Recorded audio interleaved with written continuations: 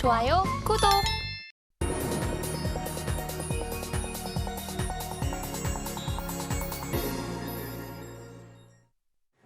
개인 투자자가 아닌 전문가는 장 시작 전 뉴스를 볼 때 어떤 부분에 초점을 맞출까요? 오늘의 일면 헤드라인입니다. 미 재무부 국채 발행 속도 조절, 금리 급등의 제동. 오늘 헤드라인 풀어주실 분이죠. 루크투자연구소 임순재 대표와 함께합니다. 어서 오세요. 네, 안녕하십니까? 네, 대표님. 우선 연준에서는 FOMC 회의를 통해서 2번 연속 일단은 동결을 했습니다. 동결이죠. 그래서인지 국채가 갑작스럽게 하락하기도 했고 미증시 갑작스러운 급등세를 연출했는데 헤드라인 풀어주시죠. 네, FOMC 11월 FOMC 회의에서 이제 기준금리를 동결했습니다. 2달 연속, 아까 2번 연속이죠. 9월 달 하고 이제 11월 달 연속 지금 기준금리를 동결했다라고 보시면 될 것 같습니다. 최근까지 여러 이제 기준금리를 동결한다라는 그런 얘기가 많았던 그거에 맞춰서 시장 예측치에 이제 부합하는 그런 이제 내용이었다라고 보시면 될 것 같은데요. 지금 미국 같은 경우는 FOMC 이전서부터 장기 국채가 상승하는 그런 모습을 보였습니다. 이런 장기 국채 상승으로 인해서 연준 위원들 이제 계속 나와서 멘트하는 게 최근같이 이렇게 장기 채권 금리가 상승한다라고 하게 되면 기준금리를 올리는 거와 비슷한 효과를 가져올 수 있다라는 그런 얘기가 나왔었고요. 그런 내용이 실질적으로 이번에 FOMC 회의에서도 반영이 됐다라고 보시면 되겠습니다. 파월 의장도 이번에 이제 기자회견에서 얘기했을 때 장기 채권 금리의 상승이 동결의 하나의 그 요인이 됐었다라고 이제 밝힌 그런 상황이었다라고 보시면 될 것 같습니다. 특히 이제 장기 국채 금리 같은 경우는 지난 8월 달에 미국 재무부에서 장기 채권을 이제 많이 발행을 하겠다라는 그런 발표 이후에 금리가 급등하는 그런 모습을 보였습니다. 3분기 내에 지금 미국의 국채 발행 규모가 1조 달러가 좀 넘는 그런 규모를 발행을 했습니다. 이에 따라서 8월 달 초에 4%였던 미국의 10년물 국채 금리 수준 자체가 10월 하순에는 5%를 찍는 그런 모습을 보였다라고 보시면 되겠습니다. 그러니까 석 달 동안 1% 가까운 그런 상승세를 이어간 그런 상황이고요. 이렇게 이제 상승세를 보였었던 이유는 그만큼 미국의 채권을 많이 발행을 한다라는 그런 이유가 가장 컸다라고 보시면 되겠습니다. 여기에 이렇게 이제 국채 금리가 올라가다 보니까 미국 재무부가 4분기에 채권 발행액을 이제 최근에 이제 발표를 했습니다. 그러니까 저희가 이제 FOMC 회의를 얘기를 하면서 가장 많이 했던 게 FOMC 회의에 이제 기준금리 동결이냐 아니면 인상이냐라는 그런 부분이었지만 그런 부분은 이미 시장에 반영이 됐기 때문에 실질적으로 시장에는 큰 영향이 없었다라고 보시면 될 것 같고요. 그보다는 미국 재무부의 채권 발행액이 얼마나 되는지에 대한 결정이 더 큰 영향을 미쳤다라고 보시면 되겠습니다. 4분기에 미국의 채권 발행액은 7,760억 달러가 될 걸로 예상을 하고 있습니다. 3분기에 1조 달러에 비해서 많이 줄었고요. 시장 예측치 8,500억 달러에 비해서도 상당히 좀 낮게 이제 발행이 될 것이다라는 그런 얘기가 나오면서 전반적으로 채권 금리를 하향시켰다라고 보시는 게 좀 더 맞지 않을까 싶습니다.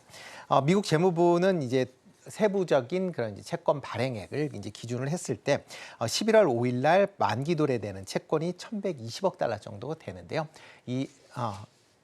죄송합니다. 만기 도래되는 금액이 1,022억 달러입니다. 여기에 비해서 한 98억 정도 달러 이제 추가적인 발행을 통해서 1,120억 달러를 발행할 걸로 예정이 되어 있는 그런 상황입니다. 8월에 예측했었던 1,030억 달러보다는 조금 늘어났지만 시장 예상치에 부합하는 그런 수준이다라는 게 시장에서의 불확실성을 제거하고 안도감을 더 키웠다라고 보시면 될 것 같습니다. 다만 이제 내년 1분기에 채권 발행액이 지금보다 조금 더 증가할 걸로 보여집니다. 지금 예상으로는 8,160억 정도를 발행할 것이다라고 지금 예상을 하고 있는 그런 상황이고요. 특히 이제 장기 채권에 대한 발행량이 조금씩 증가할 걸로 그렇게 예상이 되고 있습니다. 특히 미국의 지금 채권 만기에 지금 화면을 보신다라고 하게 되면 지금 이제 11월 달에 장기 채권 발행액 계획 일정이 지금 나와 있습니다. 그러니까 이게 지나봐야 향후에 기준금, 그러니까 금리가 어떻게 움직일지를 좀 더 확인해 볼 수 있는 그런 내용이다라고 보시면 되는데요. 11월 7일, 그러니까 다음 주 화요일 날 3년 만기 채권을 480억 정도 발행을 합니다. 그리고 11월 8일에는 10년 만기 채권을 400억, 그다음에 11월 9일에는 30년 만기 채권을 240억 정도 발행을 합니다. 이렇게 이제 채권 발행이 됐을 때 그 낙찰 금리가 과연 얼마나 되는지에 따라서 미국 국채 금리가 요동을 칠 가능성은 있으니까 만약 이 발행된 당시에 금리보다 만약 높게 발행이 된다라고 하게 되면 금리 상승세가 좀 더 이어질 가능성이 있고요. 만약 이거보다 낮다라고 본다라고 하게 되면 시장, 특히 이제 주식 시장에서는 긍정적으로 반응할 가능성은 커졌다라고 보시면 되겠습니다. 네, 참 채권에 대한 내용이 어렵습니다. 그래도 우리 임순재 대표께서 잘 쉽게 풀어서 설명을 해주셨는데 그렇다면 여기서 투자 키워드는 어떻게 잡아봐야 될까요? 네, 뭐 외국인의 이제 국내 주식을 재매수할 것이냐, 네, 여부에 좀 관심을 좀 보시면 좋지 않을까 싶습니다. 제가 왜 이렇게 말씀을 드렸냐면 최근 들어 이제 외국인들이 많이 매도를 하고 있습니다. 특히 뭐 지금 10월 달만 해도 코스피 같은 경우도 2조 9천억, 그다음에 코스닥 같은 경우도 4,440억 정도를 순매도하는 그런 모습을 보였습니다. 이뿐만 아니라 8월 이후서부터 외국인이 주식뿐만 아니라 채권도 계속 매도를 하고 있는 그런 모습을 이어가고 있는 그런 상황입니다. 지금 뭐 화면 이렇게 포효를 잠깐 보신다라고 하게 되면 외국인의 이제 그 상장증권, 그러니까 채권과 주식에 대해서 순투자 규모를 나타내는 겁니다. 이게 보시면 이제 9월까지 나와 있는데요. 8월과 9월 달 연속 주식은 매도를 이어가고 있고요. 채권 같은 경우도 매도를 하고 있는 그런 상황입니다. 이렇게 이제 외국인들이 8월 달 이후에 국내 시장을 이탈하는 그런 이제 흐름을 보이는 가장 큰 이유는 미국의 국채 금리의 상승과 그다음에 원화 약세에 따른 그런 이제 국내 투자가 많이 줄어들었다라고 보시면 될 것 같습니다.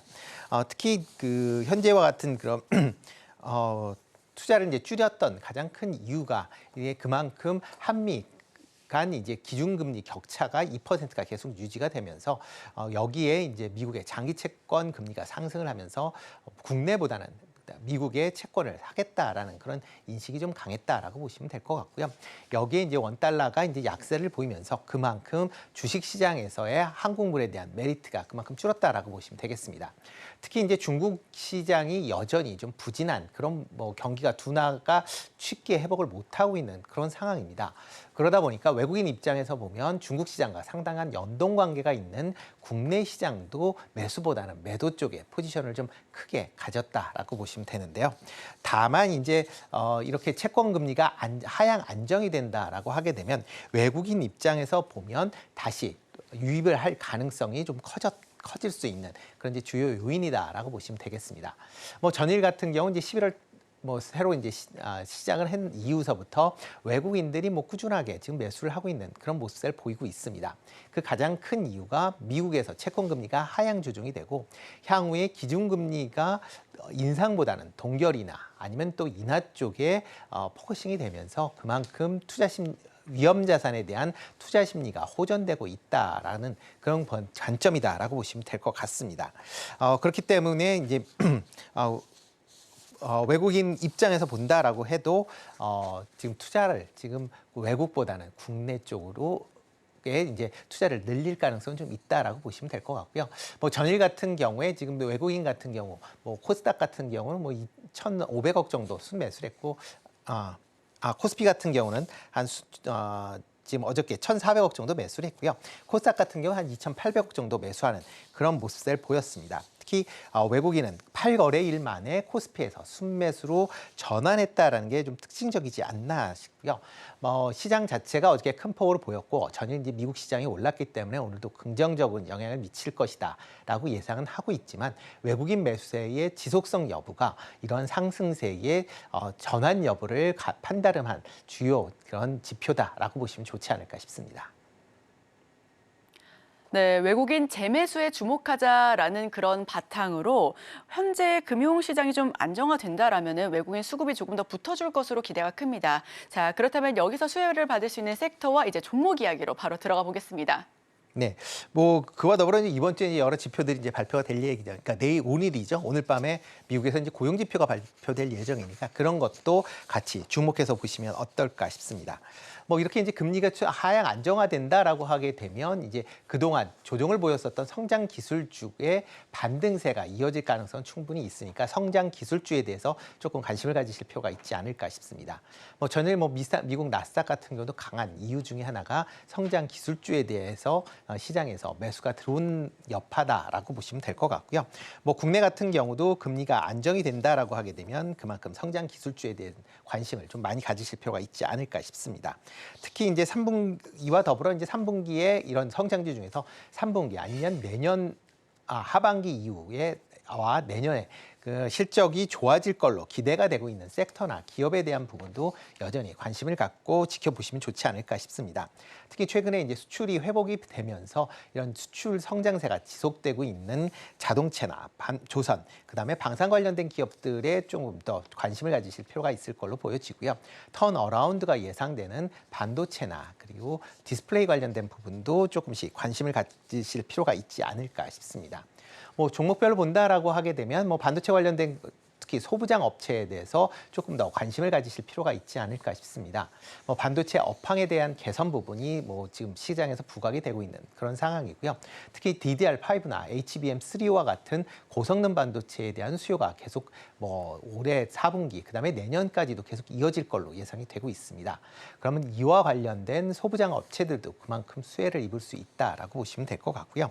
뭐 대표적으로 뭐 관심 있게 보실 종목들 같은 경우는 하나 마이크론 관심 있게 보시면 어떨까 싶습니다. 뭐 대표적인 반도체 후공정 업체다라고 보시면 될 것 같고요. 특히 이제 HBM3와 관련돼서 지금 SK 하이닉스 쪽에 이제 납품을 하고 있는 그런 상황이고요. 그다음에 뭐 삼성전자에도 납품이 되는 걸로 지금 알려져 있습니다. 그렇기 때문에 그만큼 HBM3에 대해서 시장이 확대가 될수록 수혜를 입는 그런 종목이다라고 보시면 될 것 같습니다. 이와 더불어 이제 주성 엔지니어링도 좀 같이 좀 관심 있게 좀 보시면 좋을 것 같은데요. 뭐 최근에 이제 그 플라즈마 장비에 관련된 부분이 시장에서 부각이 되고 있는 그런 상황입니다. 뭐 공정 과정에서 미세화 강정이 진행될수록 이런 플라즈마 관련된 그런 이제 기기의 장비들의 사용량이 증가할 걸로 예상이 되고 있고요. 이에 따라서 관련된 장비의 매출이 증가할 가능성은 있다라고 보여집니다. 특히 이제 전공정 관련된 업체들도 반도체 업체들의 생산량이 다시 이제 회복을 한다라고 하게 되면 그만큼 수혜를 입을 가능성도 있으니까 그런 점도 같이 주목해서 보시면 어떨까 싶습니다. 그다음에 이제 자동차 관련된 업체 같은 경우는 뭐 자동차 부품 관련된 소부장 업체도 물론 관심 있게 보셔야 될 걸로 보여지고요. 이와 더불어 기아도 관심 있게 보시면 어떨까 싶습니다. 뭐 역대 최대의 이제 3분기 이제 실적을 이제 기록을 했다라고 보시면 될 것 같습니다. 뭐 매출 같은 경우도 전년 대비 10% 증가한 25조 5천억을 기록을 했고요. 영업이익도 273% 증가한 2조 8,600억대를 기록을 하는 그런 모습을 보였습니다. 특히 이제 SUV나 뭐 전기차와 같은 그런 이제 포트폴리오가 잘 운영이 되면서 전반적인 매출과 그다음에 영업이익이 증가하는 그런 모습을 보였고요. 10월 달 자동차 판매도 25만 7천 대를 기록을 하면서 전년 대비 위로 크게 이제 증가하는 그런 모습을 보였습니다. 특히 이제 해외 판매가 전년 대비 9.2% 증가를 했습니다. 그만큼 국내보다는 해외에서 판매가 호조를 보이고 있다라는 점도 관심 있게 보시면 좋을 것 같고요. 뭐 최근 이제 전일 이제 원 달러가 조금 강세를 보였는데 뭐 워낙 지금 뭐 계속 달러 강세가 이어지고 있는 상황에서 환차익에 대한 부분도 계속 기대해 보셔도 되지 않을까 싶습니다. 그리고 향후 이제 중저가 전기차에 대한 그런 이제 판매를 확대하겠다라는 것도 긍정적으로 영향을 미친다라고 보시면 될 것 같고요. 가장 중요한 건 이제 계속 이익이 이렇게 크게 나타나기 때문에 배당주로서도 조금 관심 있게 보시면 좋을 것 같습니다. 또 마지막으로는 이제 조선 관련된 업적으로 동성 화이텍 관심 있게 좀 보시면 좋을 것 같고요. 최근 올해 들어만 생산시설 확충을 위해서 250억 원을 투자를 하기로 결정이 됐습니다. 그만큼 초저원 보온재에 대한 수요가 증가하고 있다라는 것을 반증하는 그런 내용이고요. 이렇게 이제 생산시설이 완성이 된다라고 하게 되면 2022년보다 생산 능력이 50% 정도 증가하게 됩니다. 그렇게 되면 지금보다 매출이나 영업이익에서 상당히 긍정적으로 영향을 미칠 수 있다라고 생각이 되고 있습니다.